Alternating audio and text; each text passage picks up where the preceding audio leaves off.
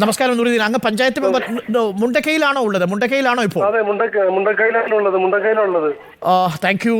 അങ്ങ് എനിക്കറിയേണ്ട ഒരു ഏറ്റവും പ്രധാനപ്പെട്ട കാര്യം, ഈ പല സ്ഥലങ്ങളിലായിട്ട് ആളുകൾ ചിതറിക്കിടക്കുന്നുണ്ട്. ആരെങ്കിലും അത്യാസന്ന നിലയിലുള്ളവരുണ്ടോ? അത്യാസന്ന നിലയിൽ ഇപ്പോൾ ഓൾറെഡി നമ്മളടുത്ത് രണ്ടാൾ നമ്മൾ എടുത്തിട്ടുണ്ട്. രണ്ടാളെ കാല് കൈയൊക്കെ പൊട്ടിയിട്ടുണ്ട്. ഇപ്പൊ അവരെ കൊണ്ടുപോകാനുള്ള ഒരു നിർവാഹമില്ല. നമ്മള് ഇപ്പൊ ഈ നൂറുദ്ദീൻ, അത്യാസന്ന നിലയുള്ളവർ എവിടെയാണ് അവരെ ഇപ്പൊ വെച്ചിരിക്കുന്നത്? ഏതാ സ്ഥലം, സ്പോട്ട്? അവരെ മുണ്ടക്കായി മദ്രസിലാണ് അവർ വെച്ചിട്ടുള്ളത്. ഓക്കെ, ഒരു നിമിഷം ദീപക്കിനെ ഒന്ന് കണക്ട് ചെയ്യണം. ദീപക്കിനെ ഒന്ന് കണക്ട് ചെയ്തിട്ട് നമുക്ക് ഈ ദൗത്യ സംഘത്തിനോട് അവിടെ എത്തേണ്ടതുണ്ട്. രണ്ടുപേരെ അവിടെ നിന്ന് നേരത്തെ IB-യിൽ നിന്ന് കൊണ്ടുപോയതുപോലെ രണ്ടുപേരെ മദ്രസയിൽ നിന്ന് താഴേക്ക് കൊണ്ടുപോകണം. അവർ പ്രായമുള്ളവരാണോ നൂറുദ്ദീൻ? അല്ല, അവര് ഒരു 20-25 വയസ്സുള്ള രണ്ട് പയ്യന്മാരാണ്. അവർക്ക് ബോധമുണ്ടല്ലോ ഇപ്പോൾ, അല്ലേ? കോൺഷ്യസ് ആണോ? ബോധമുണ്ടോ? അതെ, ഉണ്ട്, കോൺഷ്യസ് ആണ്. ഓക്കെ, ശരി.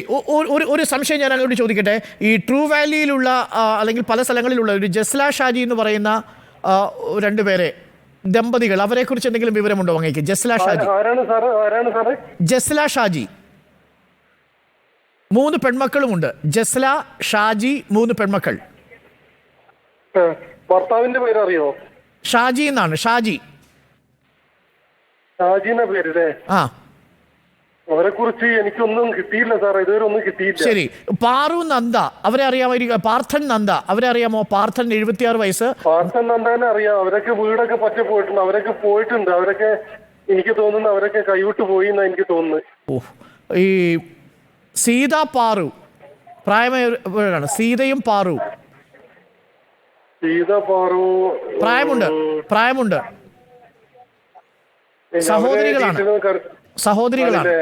അവരെ കുറിച്ചുള്ള ഡീറ്റെയിൽ എനിക്ക് ഇതുവരെ കിട്ടിയില്ല. ശരി. ഒരു ജോയി ലീലാമ്മ, തേക്കിലക്കാട്. ജോയി ലീലാമ്മ അവരൊക്കെ മിസ്സിംഗ് ആ സാറേ. ജോയി ലീലാമ്മ അവര് മിസ്സിംഗ് ആണ്. അതെ.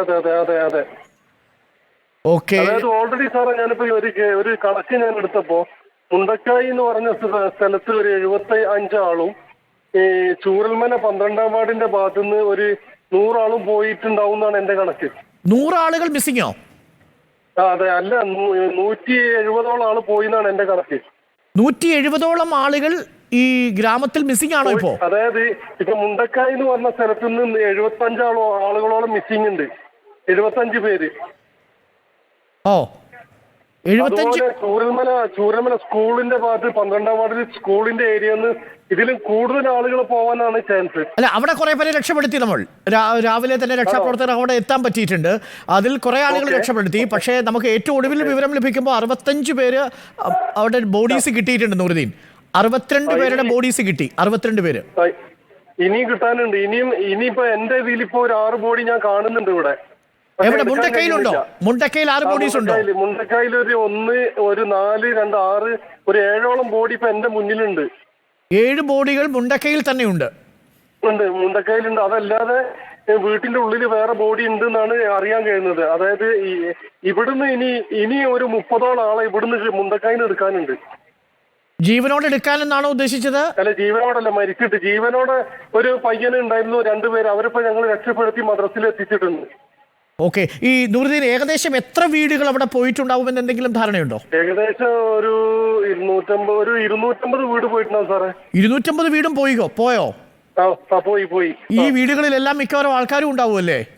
ഈ വീടുകളിൽ എനിക്ക് തോന്നുന്ന ഒരു 100 വീട്ടിലെങ്കിലും ആളുകളുണ്ട്. ഓക്കെ നൂറുദ്ദീൻ, വളരെ നിരാശാജനകമായ, നമ്മളെ ഞെട്ടിക്കുന്ന കാര്യമാണത്.